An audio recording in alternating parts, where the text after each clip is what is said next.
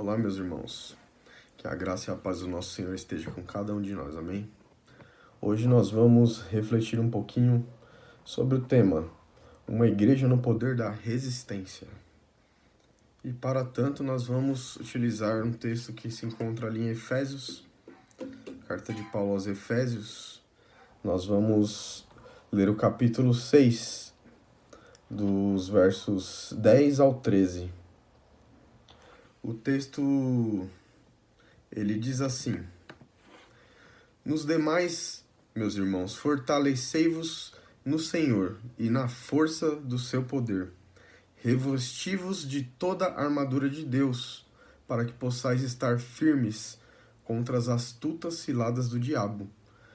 Porque não temos que lutar contra carne e sangue, mas sim contra os principados, contra as potestades, contra os príncipes das trevas deste século, contra as hostes espirituais da maldade nos lugares celestiais.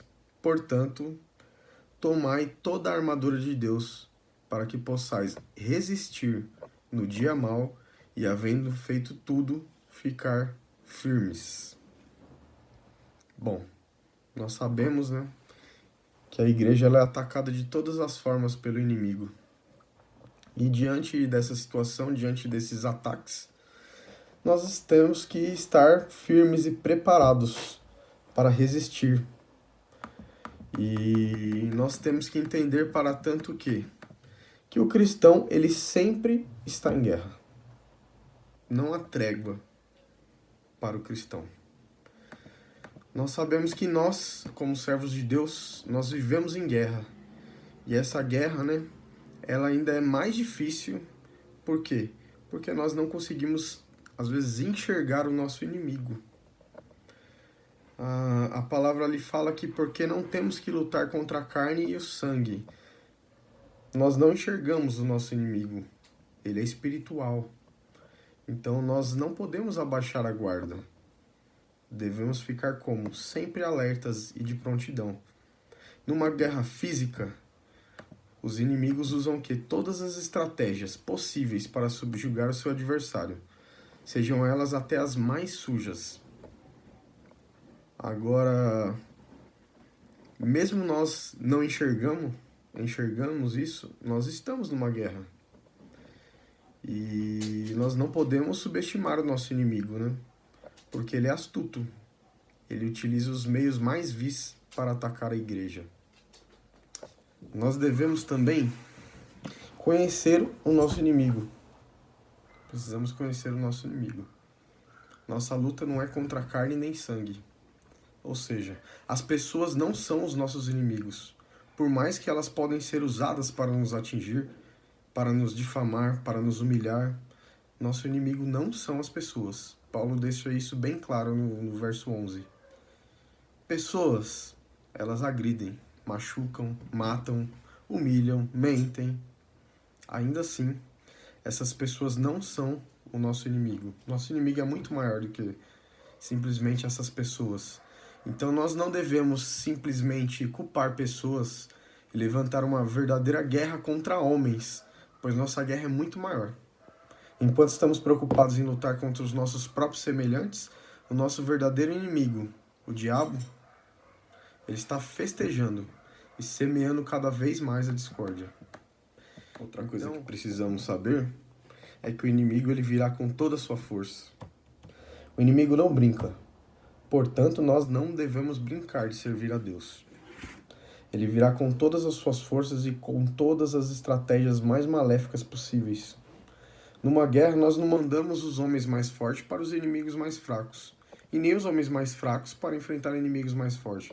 Nós usamos o quê? Estratégia. Para que nós possamos chegar nessa vitória, nessa batalha. Ou seja, o inimigo ele não vai mandar os demônios mais fortes para aqueles que já são dele. Pelo contrário, os mais fortes, aqueles príncipes, as potestades malignas, eles são enviados para onde? Para derrubar quem? A igreja. A igreja é algo forte, é a noiva de Cristo. É na igreja onde ocorrem as maiores batalhas. As guerras espirituais são travadas lá. É na igreja onde os demônios mais astutos utilizam as estratégias mais fortes possíveis do inimigo. É lá na igreja que acontece isso. Então nós temos que ver que a importância de nós permanecermos firmes. Por quê? Quando as coisas vão bem, às vezes nós fazemos o quê? Baixamos a guarda, né? Nós baixamos a guarda, mas nós temos que entender o quê?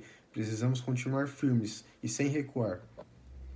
Numa guerra, logo após uma vitória, ou num momento de aparente paz, onde nós nos desarmamos, abaixamos a guarda, o inimigo vem silenciosamente e nos ataca de surpresa. Ele nos pega desprevenidos, sem chance de defesa, causando assim o que? Um grande prejuízo.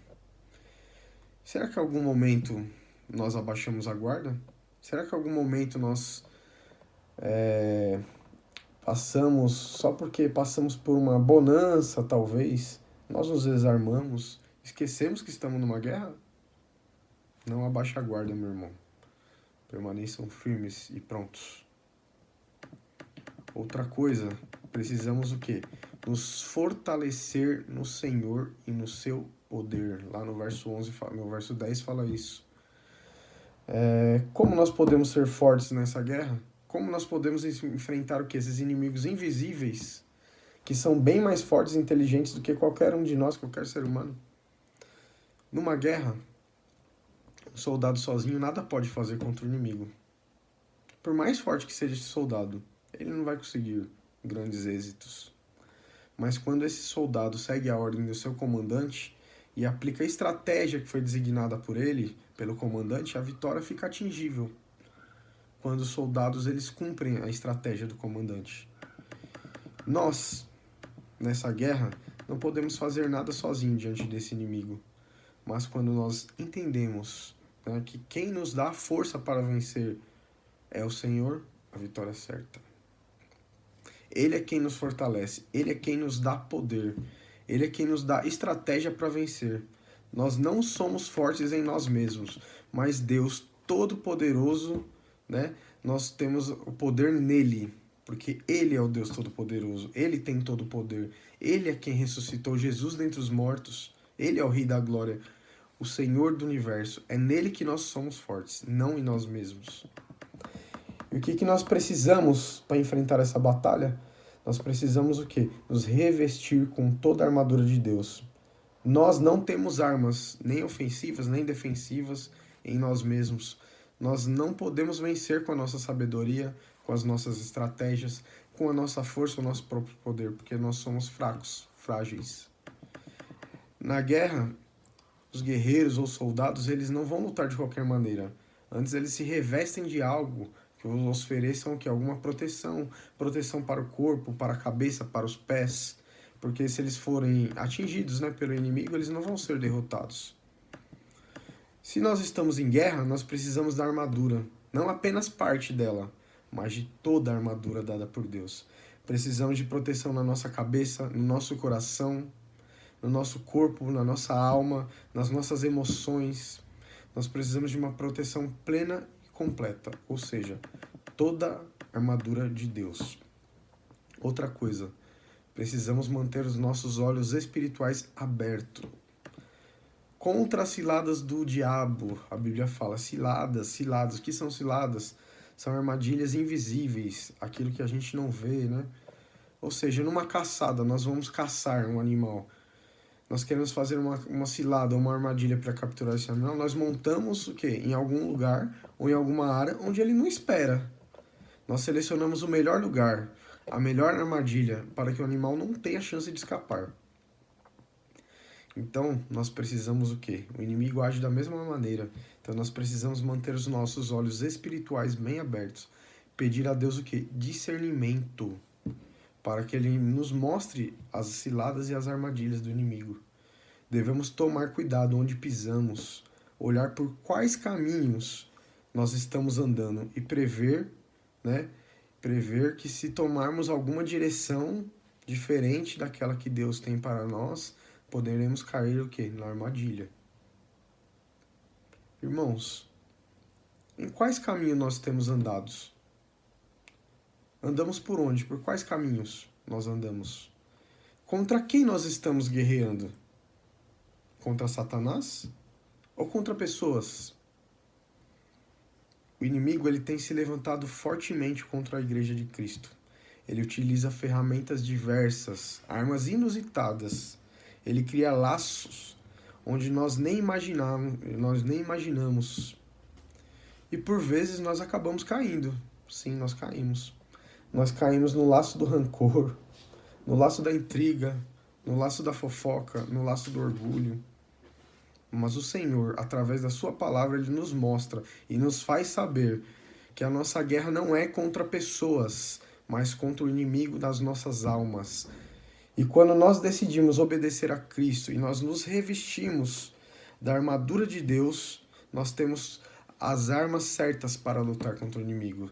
As armas do amor, a arma do perdão, a arma do quebrantamento, do arrependimento. Que nós possamos ter os nossos olhos espirituais abertos nesse dia. Que nós possamos enxergar a magnitude dessa guerra e entender o que o Senhor espera de nós, seus servos, sua igreja, sua noiva. Que possamos ser revestidos de toda a armadura de Deus e cheios do poder do Espírito Santo, para que nós possamos resistir, para que nós possamos ser uma igreja no poder da resistência. Que Deus nos abençoe.